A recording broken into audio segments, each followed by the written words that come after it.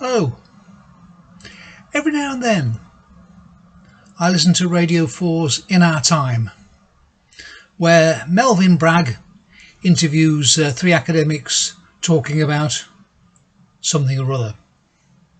Last week they were talking about a lady I'd never heard of, a political philosopher called Hannah Arendt. I'd heard, however, of the phrase which is her chief claim to fame: the banality of evil. At the end of the war, she'd attended the trial of Adolf Eichmann.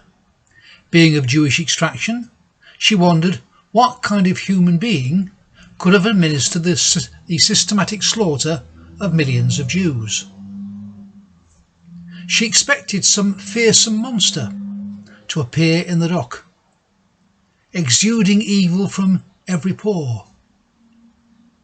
Instead, there appeared this plodding bureaucrat who seemed unable to string together any reasoned argument, incapable of anything but off-the-peg clichés.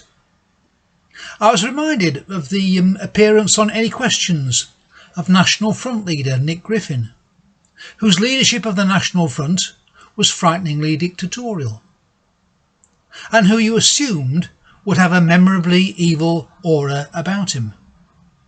In the event, the man was so completely tongue-tied, unable to argue any coherent case, you almost felt sorry for him.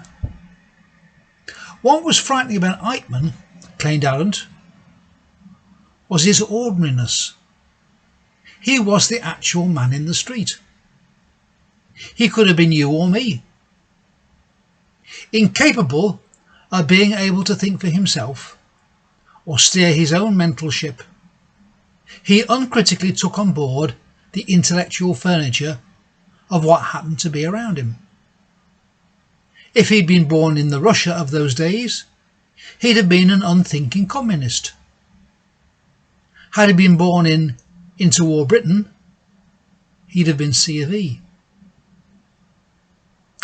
In his letter to the Romans, chapter 12, St. Paul gives us a snapshot of growth in the Christian life. He says, "Do not conform any longer to the pattern of this world, but be transformed by the renewing of your mind." These are words written, bear in mind, by a man whose life had been so shaped by the limitations of his own upbringing that he'd been the early church's main persecutor. His encounter with the death of Stephen, the first Christian martyr, described in Acts chapter 7, so shook him that he had to go away to Arabia for 3 years and to rethink his whole life. This happens to everyone who has any encounter with the risen Christ. They have to rethink their whole life. It doesn't happen to people whose behaviour threatens the health of the rest of the nation. They seem incapable of foreseeing the results of their actions. They drop litter without thinking who's going to pick it up.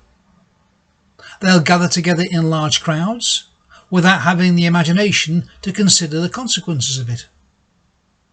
St. Paul says of them in 2 Corinthians chapter 4, "The God of this world has blinded their minds."